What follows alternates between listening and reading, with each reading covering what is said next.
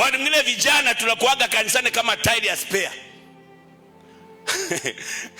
Siku moja nilikuwa kwa mkutano wa mzee Kurola, akawa amepangwa mwimbishaji. Sasa na mwimbishaji hakutokea kwa wakati. Kwa bahati mbaya na ile kamati ya ile kanisa wakao wanafanya kikao jinsi ya kumsafisha Kurola, wote hawakutokea. Mzee Kurola akawahi. Alipowahi anataka kusikiza kwaya. Mimi nimevaa ndala na tracksuit yangu na t-shirt yangu moja. Nakumbuka kama Sogo wa Mwanza siju nani akasema, sasa kwa mzee yupo anza kuimbisha. Nikasema mimi sijui kuimba. Akasema imbisha tu. Nikawa mtu wa spare. Nikasema unajua kuimbisha na penye wito, na nilikuwa sijawahi kuimbisha. Nikasimama pale nikasema Mungu nisaidie.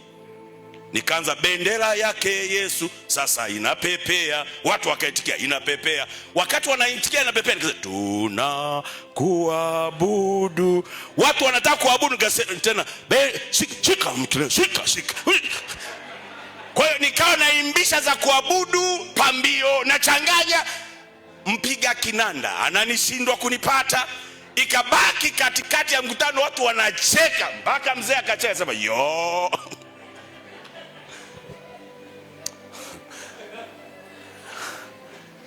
Mchungaji wangu alipokuja akasikia nilipewa kuimbisha na mimi ni tairi ya spare.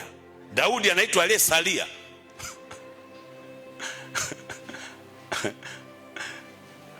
Sasa akaambiwa bwana, huyu kijana aliimbisha ajabu sana mpaka mzee akacheka.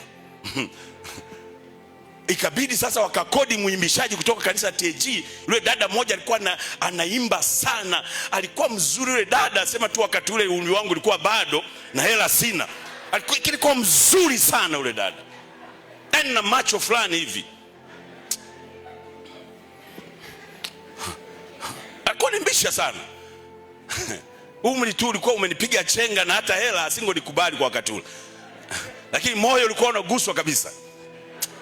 Sasa alipoletwa akaanza kuimbisha haleluya, sauti nzuri, Bwana Yesu asifiwe, huu ni wakati wa sifa.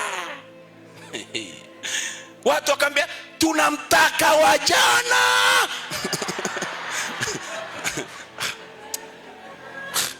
Akianza kumbisha hatukutakiwe, tunamtaka wajana. Dada akasema nini? Kwa Mwanza akasema wajana si yule kijana. Wakasema wewe kijana uje. Nikapelekwa tena. Moto umewaka, moto umewaka, moto.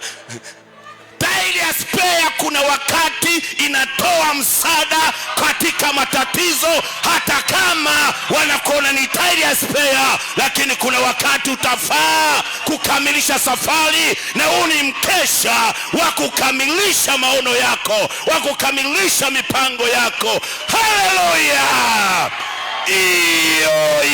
Yo. Hebu gonga na mwenzako, mwambie huu ndo mkesha tunautarajia sasa. Mwambie ukisinzia we ni mchawi uliochelewa. Haleluya. Samueli akasema hatutakula mpaka huyo masalia afike. Amina. Na kuna mambo yataenda mpaka tuliosalia tukamilishe. Tuko hapa kukamilisha, tuko hapa kupokea kijiti. Hizi ni mbio za kijiti. Sisi vijana tunaenda kupokea kijiti kule mbinguni. Watasema vijana, ongeza spidi, mnatuwakilisha, pambana, ubiri, imba. Haleluya! Gonga na mwenzako, mwambie mimi ni mkamilishaji. Amina sana.